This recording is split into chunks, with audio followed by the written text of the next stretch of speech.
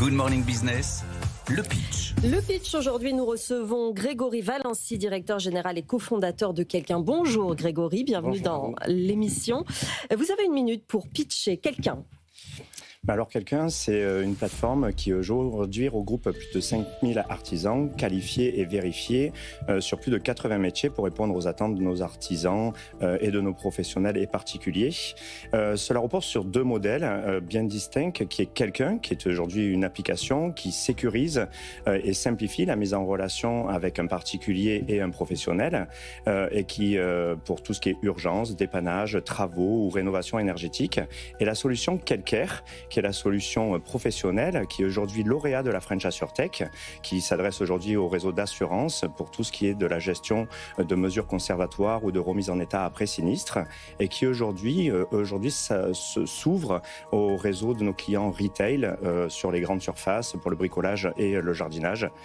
Quelqu'un, au final, en concret, c'est une solution qui permet à nos clients d'animer, de gérer et de piloter tout leur réseau d'artisans et aussi de se servir de nous en termes d'infrastructure et de technologie sur l'intelligence artificielle. La minute est passée. J'ai une première question. Des plateformes de mise en relation comme ça entre professionnels et clients, il y en a énormément. C'est quoi votre plus-value à vous ? Alors, moi, j'arrive depuis 17 ans dans le monde du bâtiment. C'est vrai qu'il existe beaucoup de plateformes. Aujourd'hui, notre plateforme ne met pas en concurrence. Elle sécurise autant l'artisan sur le paiement que le client, qui est aussi couvert par une assurance qui est une protection juridique. Et elle s'adresse à plusieurs écosystèmes, que ce soit la partie particulier, mais aussi les professionnels dans l'assurance et le retail et les grandes surfaces. Anthony. Donc c'est ça, c'est de faire en fait les deux aspects qui vous différencient, parce que c'est vrai que des plateformes, il y en a énormément.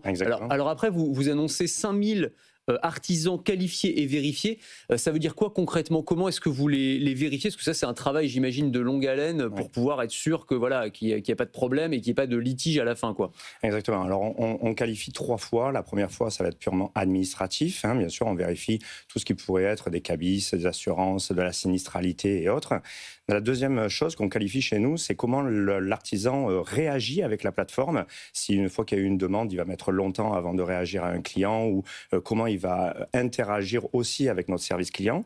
Et la dernière, une fois que les travaux sont faits, on vient requalifier nos artisans, puisque nos artisans, s'ils sont qualifiés correctement sur la partie particulier, peuvent intégrer aussi les réseaux d'assurance ou de retail et de nos clients. Ce sont les artisans, les professionnels qui payent l'abonnement pour vous. Votre business model, il est basé sur quoi ? Il y a plusieurs business models. Sur Quelqu'un, qui est la version B2C, il y a une version freemium. L'artisan ne paie que s'il interagit avec nous. Sinon, après, il y a des systèmes d'abonnement qui leur permettent de prendre beaucoup plus de travaux sur des plus grosses structures, puisque au parallèle, on a beaucoup d'artisans de grandes structures, entre 3 et 10 employés.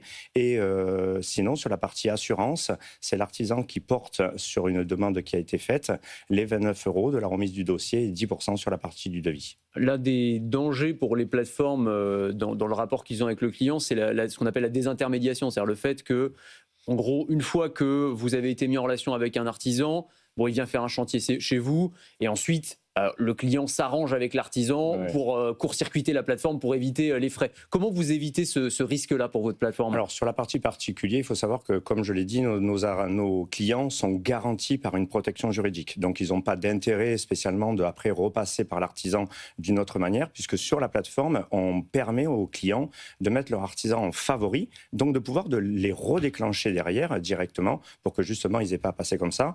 Et nos artisans, comme ils sont qualifiés à plusieurs niveaux, ils piègent un petit peu la plateforme, ils sont sortis de la plateforme.